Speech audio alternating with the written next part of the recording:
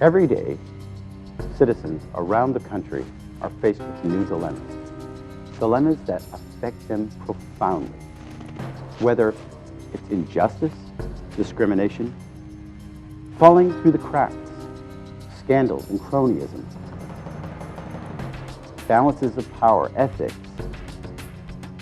religious freedoms, state versus citizens, and unfunded mandates, and the list goes on and on and on. Welcome to Speak Up. It's directed at those who have fallen through the cracks, and it gives them a voice. It's your turn to speak up, to stand up and fight back.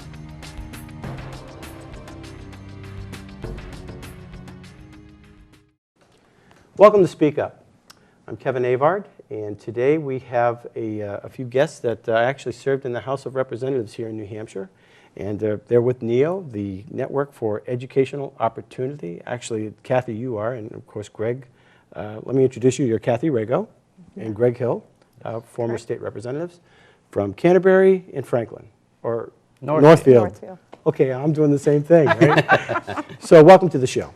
Thank you. Thank you for having us. Oh, great. Appreciate you having us. Well, you know, recently we had Kate Baker on to talk about this very program and, you know, about the Network for Educational Opportunity.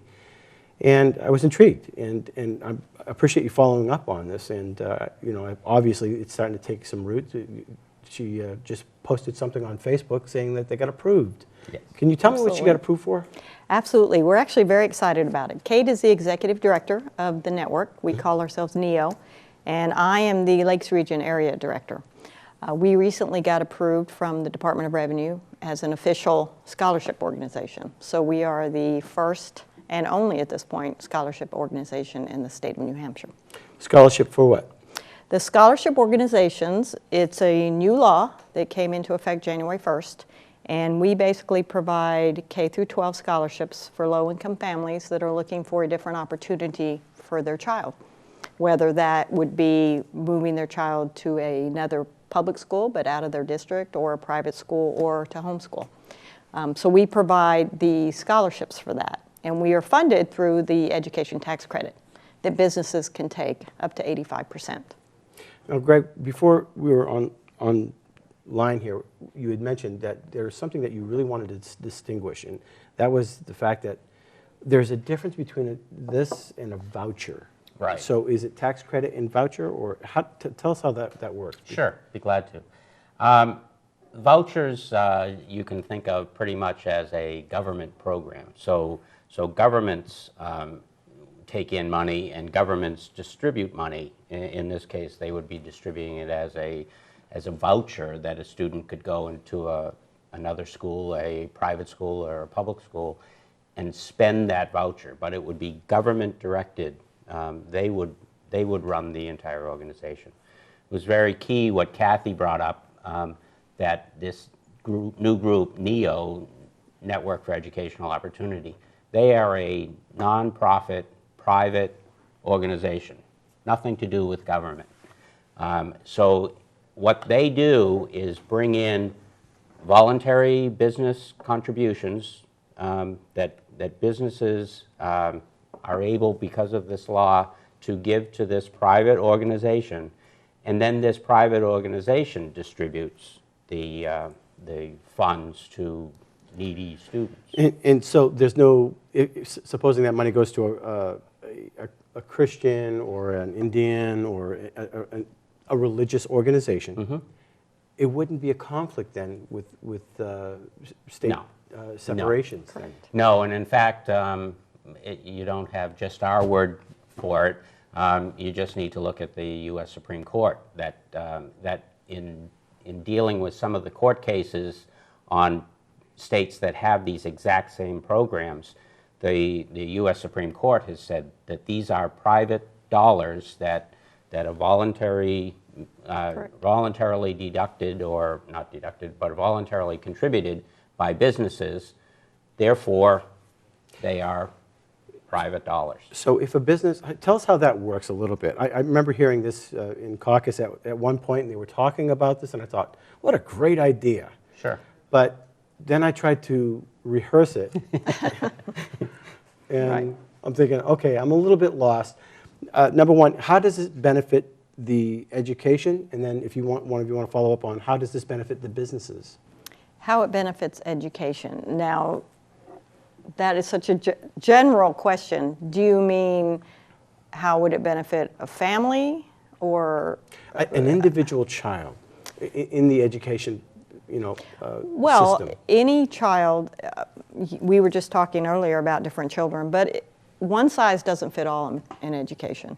And you may have opportunities where your particular child, let's say, isn't just, it could be in a situation like Greg had talked about earlier where a child may have been bullied. I've had parents talk to me about how their child has been bullied and they would like to move them into a different environment.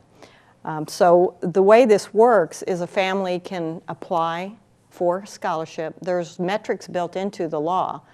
The family has to be, I think they can't be above 300% of the federal poverty level, for example. And there's a lot of other metrics. They have to be free and reduced lunch. 50% of the families have to qualify for that type of thing. But basically, they apply. They use their tax return to go online to apply. We actually do, verify their income and that sort of thing. And then we basically, after going through all the hoops that we need to go through, they let us know what school they want to go to, and we coordinate it with the school, and the scholarship will go, it's for that particular child to that school. One thing I want to just jump in here to make sure. Some people have confusion when they hear the word scholarship, and they think that it needs to only be going to the best and brightest children. No. It is not. It's clearly not. It's written in here that these are needs-based scholarships. So it would be comparable to you applying to UNH or any of the post-secondary schools. You file your tax returns with the organization, and they FAFSA, anyone that has filled out FAFSA forms, they come back and tell you how much you qualify for. Same system here. It's strictly needs-based. Now, you were talking before, again, we were talking about an incident where your son was actually going to school with another individual, and that boy or child was being bullied. Right. And could you tell me a little bit about that story? Because this is the type of situation where this is a remedy. This is the poster child for this type of a program. This is not supposed to be for a wide number of students. I think the program is designed now, if we do the math, it comes out to about 1,100 students that would qualify for it. But the student that I was talking to you about prior to the show, as I say, should be the poster child for it. He was, all through elementary school, daily coming home with different bruises and literally being bullied, not verbally, but physically. Right. And it manifested itself into a learning disability. He was falling farther and farther behind because he had his mind on other things, obviously. Right. His folks decided that the little small college fund that they had put together from the time that they were infant, the two brothers were infants, was never going to be used because he may not ever make it out of high school at this point. So they used their savings and they put the child into a specialty, into a private school that geared to very small numbers of students. So he was getting very close to one-on-one attention, but not one-on-one. They ended up doing such a good job with him that he ended up being second in the class when they graduated at 8th grade. So he saw tremendous opportunity. Now, if you look at that one child, if he had been relegated to the public school where his No options was his assigned public school, we didn't think that is the right way to go, and obviously his parents didn't think that was the right way to go. But if they didn't have that little savings nest, they would have been stuck there. This program is to help that student, that type of student. You know, and others get out of that situation. I told you a little earlier, I said, you know, there was a commercial years ago that the little phrase was, a mind is a terrible thing to waste, and that would have been a perfect instance where the circumstances were lending himself to just fall behind and become a victim You're right. of the system instead of a creative alternative You're to right. help this And this all child. it took, in this case, they had this savings pool. But if they didn't, and there are, I have no idea, hundreds of kids that are in a situation in their public school, and it may just be, this is another point that I want to be very careful to make because it gets glossed over quite often by the opponents. This is not just a public to private transition that we're talking about here. Correct. It may be that there's a student in, you know, XYZ school, public school, that looks over across their town line and finds that there's a terrific music program next door and they want to be in that band. This scholarship would allow them to go from public to out-of-district public. So it does, you know, there's a number of questions that now, as we're talking, you know, you said there's 1,100 students available. Is that statewide? Yes. And where do these children go? Is there a particular school or that? no, in fact, that's one of the restrictions that we built into the program, was to make sure that this was not, NEO, for instance, has strict guidelines of who can get these scholarships. A business that donates, in other words, another way of saying it, can't donate specifically and name the child that's going to be getting their money. They can't direct where those dollars are going. So if It's a BAE blind. in Nashua decides to donate to this particular organization, they can't say, well, we want the cream of the crop of this particular school. Correct. They have They no can't. They say. can't name a child, they can't name, you know, they couldn't, there's strict prohibitions from anyone, you know. Influence peddling. Right. Right. That's- Right, and that's the whole reason for that, so that, you know, the cronyism doesn't get into play here, where Johnny Exactly. or Susie gets to be, No. you know, taken out of a bad situation into a top-end school. It's truly I would call it like a blind way of going about this to get these scholarships out. So businesses can't go, like you just said, I would like Jane Smith to have the scholarship Or my money. child. Or my child. Now, right. are schools competing for these students? That's going to be the most interesting thing, I think, that's going to come out of this. And we've already heard from a couple of, Yep. Like Londonderry is one school. right, and one up in the northern part of the Right. state. What's going to happen, I believe, as students leave the public school, all of a sudden the public school will start saying, we have 4 or 5 empty seats here. What do we have to do in order to entice maybe someone from the next town to come and fill that empty seat? How can we accommodate that need of that particular child, or these children with these Right. particular Right. needs? Right. For instance, I was one of those children. I got to be honest. By the time I was in 6th grade, I could barely read. I learned differently. I was very visual, very audible. There were a lot of different things about the way I learned as to the other kids that were just osmosis. Yep. I got it. You know, Show me the picture. show me the. But I learned differently, and when I went to a private school, which I actually ended up paying for myself, I started making the honor roll, and I started learning and getting a different picture, and they constructed that, and I looked forward to going to school. Right. But in the assemblies of the public schools, not saying that all public schools are bad, I just learned differently. And Absolutely. at that time, they couldn't meet my needs. One thing that you said is very important to point out as well. You said you paid for that schooling yourself. Yeah, actually, I was given a scholarship, and then towards the end of my senior years in high school, I was the janitor. So I ended up That's how you paying for paid the for it. school. And it actually taught me, okay, well, you're going to earn $50, and some of that's going Right. to go to your school, and some of that's going to go to your lunch or whatever.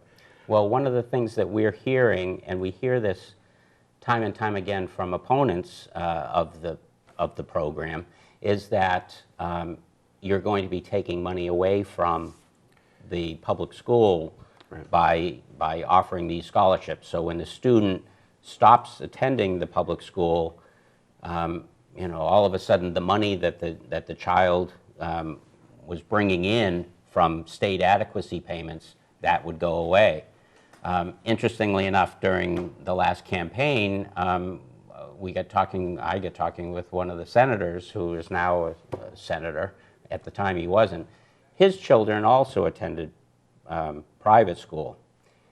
And I pointed out to him, and his objection to this program was the fact that it would be taking money away from the public school. And I said, but in exactly the same, yes it will. Yes, it will take money away from the public school, but in exactly the same way as when you voluntarily took your child out of the public school and paid for the tuition at a private school. Works exactly the same. Right. So you can't make that argument. So the public schools are not going to be hurting from this. If anything, they're going to be positioning themselves to want to draw some of these children, and maybe with their competition, Right. be a absolutely little will. more service-oriented. Not And that that's what they're not happens trying around to the be. country in states that have these programs. That's exactly what happens. Where else is And this you- being done? Now, there's any number, I think we're at quite a 10 or number of 11, states. I think 12, we're like 12 10th or states. so. I think we're the 11th, and I think there's one more. Yeah, but I did want to just mention to you that there was an article a couple of weeks ago that Londonderry was actually looking at bringing in out-of-district students because they're looking to how can they get more revenue. And an out-of-district student, that would be one way to do it. And these scholarships would also help that student pay for that. And I will add a little thing. He talked about the band. My son's in college now, but when he was a senior in high school, our high school didn't offer a band program, and he was a music major. So the neighboring school did.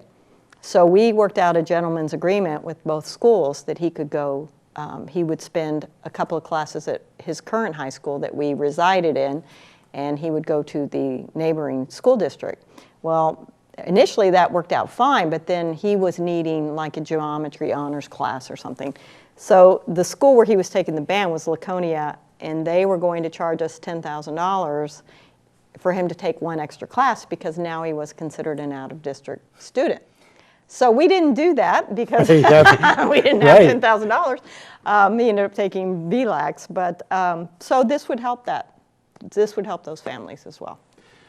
All right, we talked about the benefits to the children, the individual children, and there are 1,100 so far that'll be eligible throughout the state. If we fully fund the program, that's what would that's the maximum number that could come out of the public school. And if you compare that 1,100 to the total number of students that we have Which in the is? state, pretty close to 300,000. Right. So it's a tiny, tiny little program. Right. And in terms of dollars, it's a tiny little program as well. Right. But how does this help the businesses? Businesses get a tax credit for their contribution. So really what you can think of is businesses are able to influence or direct some of their dollars. They're voluntarily contributing to these scholarships. So you can say that they're looking at it as they're investing in education, I guess, to use a current phrase. All right, let me get a little stupid on you for real quick. When you say businesses, are you talking about sole proprietors, LLCs, businesses that have... Anyone that has a BPT or a BET tax liability. Okay, that's important because not everybody has those. So. Right. Right. And I do. It is, from the standpoint of the businesses that I've spoken to, Kevin, they are looking for future employees, and they are looking for applicants that can come in and do the students know where the funds come from? They absolutely will. I mean, and one of the requirements that NEO has internally is that students will be writing out thank you notes to the businesses that donate, so that there is a connection, that students will know that someone provided the opportunity for them to go to a better fit. Now, both of you served, I'll get to your question, but both of you did serve on the Education Committee. Correct. So you really got into the thick of things on some of the things that were really needed in our state. Pretty much. We got into some of them, some more we wish we had got a little deeper into, actually. I mean, there's a big problem. There's a hidden problem in our education system, and for me, it comes from rules. And Kathy will smile because I tend to walk around with the rules book wherever I go. About 2/3 of the things that make us do the things we do in public school aren't directed by the legislature. They're directed by rules that come from Department of Ed and State Board of Ed. You know, it's funny, and I'll just mention that, you know, I served on the redress, totally different field. And I remember meeting you in the hall and saying, oh, Greg, you cannot believe what's happening in our system. All these rules, they have the effect of law. And you looked at me like I had a hole in my head, like, yeah, we're all suffering with this. It's huge. It is It huge. is huge. Right. Just through rules, now the public schools are coming up with Common Core. And the legislature specifically said, don't do this. Right. And the DOE and the State Board of Ed said, Yeah, thank you, but we're doing this. we're doing it anyway. And I interrupted you, so you were going to be bringing up a point? No, the only point I was going to bring up is that as I've talked to businesses, one of the things about this program, beyond what we've already talked about, it's an 85% tax credit off of their BPT or BET liability. So really, if they owe $100,000, they could donate to the network $100,000 and they get the $85,000 All right, tax credit. so will legislatures, certain legislators be worried about where Yes. what the Yes. money's coming from? Hey, wait a minute, And- everybody in the state's donating to this program. And one thing I need to make very clear here, they're not directing their taxes. They are not directing their taxes. They are directing their contribution, their donation, for which they get a credit, a tax Right. credit. Thank you. It would be it would be analogous to you donating to the United Way, Correct. and then charging that as a deduction against your income. You're not Correct. directing your taxes, your Right. income taxes. Right. You're donating to that charity, You're- that 501c3 Right. company, and then you're getting a tax credit or Right. a tax deduction for it. And the tax credit, it has to be approved from the Department of Revenue. Okay. So the businesses actually have to fill out one form that goes to the Department of Revenue, and they're basically saying, all right, they're checking to see how much their liability has been as far as what they're going to allow them to donate to the scholarship organization. Now, you have a background in finance, correct? You also I do. served on the pensions I did. as well. That was interesting as well. So That's a word for it. you understand that this whole process is basically what I'm getting at. Right. So if businesses want to get involved, they want to know a little bit more, is there a website or is there a place where they can contact you? Yes, they can go to the NEO website, which is www.networkforeducation.org, and that will give them all the information that they need to reach us. We have a tendency to, we've said it so many times. Right. We tend to skim right through. It's NEO is what we're saying is NEO. Right. And that stands for Network for Educational Opportunity. That's the group out of, in Concord. Correct. And the big point that needs to be made is that there are 2 expos coming up Right. in the coming weeks that Right. Kathy will talk And about. that's the other thing I just wanted to make sure that we hit upon, is what we are doing is, part of what NEO does is we try to bring together families and schools so that they can actually, we're trying to form a bridge there. Great. So we are doing 2 expos. One's going to be in Laconia, and it's going to be January 28th from 4 to 8 p.m. In Laconia? Tilton. In Tilton, I'm sorry. Laconia The Hampton, area. Laconia area, Hampton and Tilton. And we've invited area schools, private schools, homeschooling groups to come and be exhibitors. And we're also inviting as many families as possible to come and learn more about these schools as well as the scholarship program. The second one is going to be February 2nd in Manchester at Liberty Harbor. And all this information they can find out on our website as well.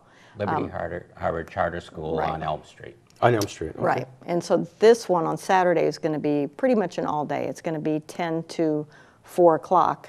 And then we're going to have a couple of informational sessions where NEO is going to actually do a presentation about the scholarship program.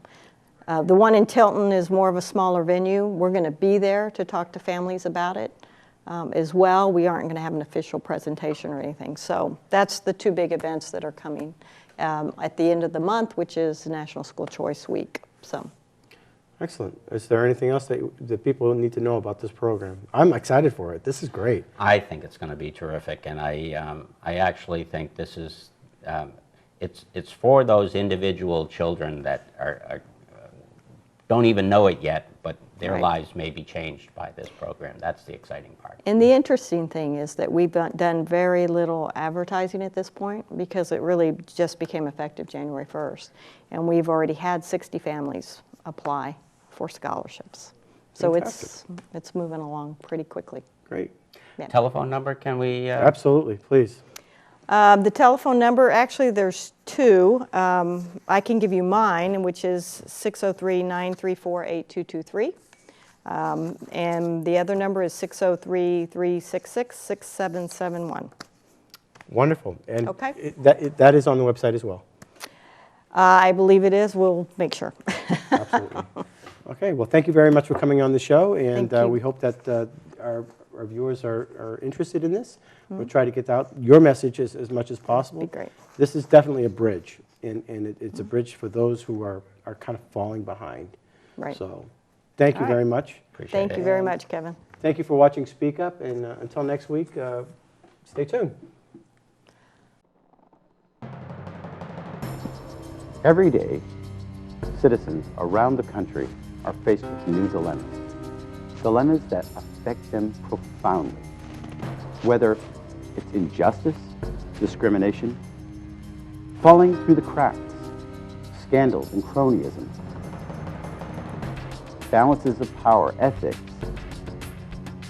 religious freedoms, state versus citizens, and unfunded mandates, and the list goes on and on and on. Welcome to Speak Up. It's directed at those who have fallen through the cracks, and it gives them a voice. It's your turn to speak up, to stand up and fight back.